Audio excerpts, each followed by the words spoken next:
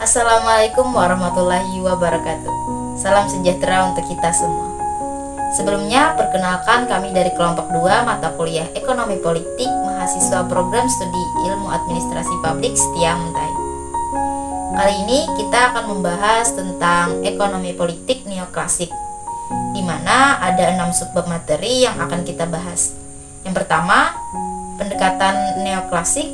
Yang kedua, ekonomi politik dalam pendekatan neoklasik. Yang ketiga, hak kepemilikan. Yang keempat, eksternalitas. Yang kelima, barang publik. Dan yang keenam, monopoli dan oligopoli.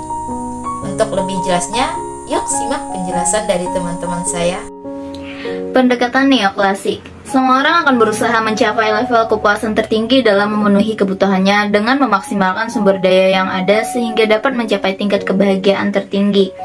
Oleh karena itu, tindakan konsumen terhadap suatu barang harus mencapai kepuasan dan kegunaan dengan memperhitungkan masalah kelangkaan sebagai syarat melakukan pilihan. Dalam pendekatan neoklasik, kesejahteraan kelompok didefinisikan secara berbeda dengan kesejahteraan individu. Sebuah kelompok dikatakan mendapatkan kesejahteraan maksimal ketika semua anggota dari kelompok itu berhasil memaksimalkan kesejahteraannya masing-masing. Artinya, tindakan konsumsi yang dilakukan individu dalam suatu kelompok tersebut bisa berdampak terhadap individu lain dalam kelompok tersebut.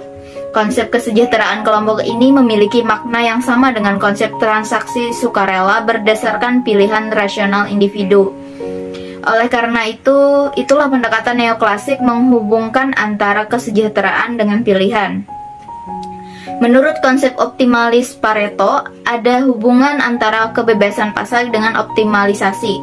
Konsep optimalisasi Pareto ini memiliki asumsi bahwa pasar merupakan persaingan sempurna, kesejahteraan sosial atau kelompok berdasarkan pilihan individu, dan penilaian kesejahteraan berlandaskan pembagian sumber daya.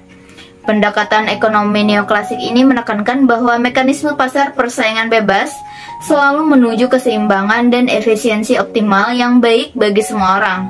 Artinya, jika pasar dibiarkan bebas dan tidak diikuti campuri pemerintah, masyarakat secara keseluruhan akan mencapai kesejahteraan bersama yang optimal. Ekonomi politik dalam pendekatan neoklasik ada dua pandangan neoklasik terhadap ekonomi. Satu, neoklasik memandang ekonomi sebagai penghematan untuk memaksimalkan sumber daya yang dimiliki karena terbatasnya pilihan yang ada. Dua, neoklasik menggunakan mekanisme pasar sebagai salah satu cara untuk meningkatkan pemenuhan terhadap kebutuhan individu. Adapun pandangan neoklasik terhadap politik yaitu sebagai satu, agenda politik yang berusaha untuk mengamankan atau mempertahankan sistem hak kepemilikan.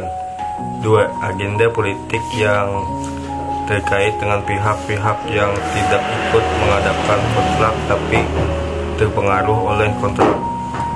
Ilmu ekonomi politik berdasarkan pendekatan neoklasik adalah sama dengan mempertimbangkan masalah kegagalan pasar, di mana pasar tidak berhasil memberikan peluang kepada individu untuk mencapai pemenuhan kebutuhan semaksimal mungkin sesuai dengan sumber daya yang tersedia. Hak kepemilikan. Sistem hak kepemilikan memberikan kekuasaan yang cukup besar pada para pemilik properti tentang cara dalam menggunakan propertinya. Contohnya seperti diperbolehkan untuk menginvestasikannya, menyimpannya, menggunakannya untuk konsumsi, merubahnya menjadi aset fisik dan sebagainya.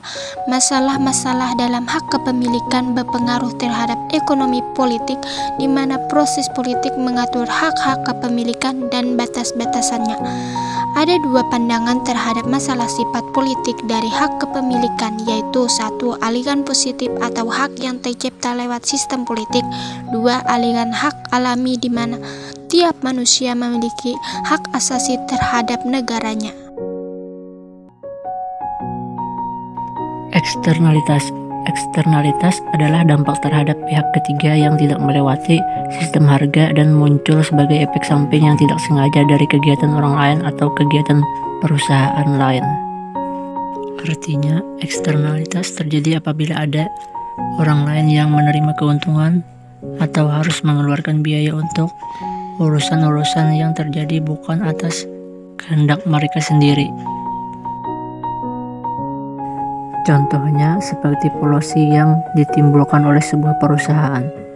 Pihak-pihak di luar perusahaan mendapatkan gangguan kesehatan akibat polusi dan harus mengeluarkan biaya pengobatan akibat gangguan kesehatan tersebut. Pihak-pihak di luar perusahaan ini mendapatkan kerugian yang tidak ada hubungannya dengan pilihan yang mereka buat. Ada beberapa pendekatan yang dapat dilakukan guna mengurangi eksternalitas, yaitu 1. Denda dan subsidi, 2. Regulasi pemerintah, 3. Sistem peradilan. Bank publik dalam pemilihan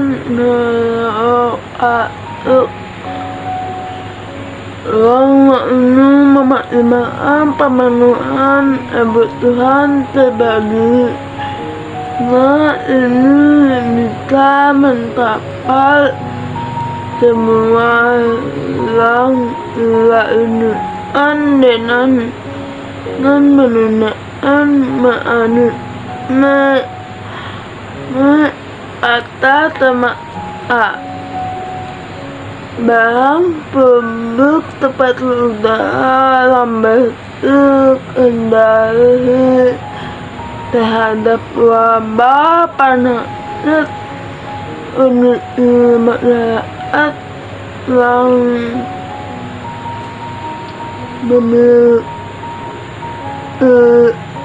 yang tingkat pendidikan, dan ini keamanan di jalan raya dan kebutuhan individu lainnya tidak bisa didapatkan lewat memaksa. Hal ini dikarenakan pada perjalanan lewat perusahaan juga lelah. Banyak orang yang tidak memiliki semangat publik akan menolak untuk ikut membayar biaya bagi pengadaan barang publik, tapi tetap bisa mendapatkan keuntungan dari barang-barang publik. Oligopoli ini terjadi saat beberapa perusahaan mengendalikan sebagian besar dari pasar atau aset dalam pasar untuk sektor tertentu, di mana perusahaan menetapkan level harga yang lebih tinggi dari level yang telah ditetapkan. Selain itu, perusahaan dalam oligopoli juga membatasi output dan menaikkan harga. Hal ini menyebabkan penurunan kegunaan dari suatu barang dan terjadi kelangkaan sumber daya. Gimana? Udah tahu kan apa itu ekonomi politik dalam pendekatan neoklasik? Terima kasih telah menonton.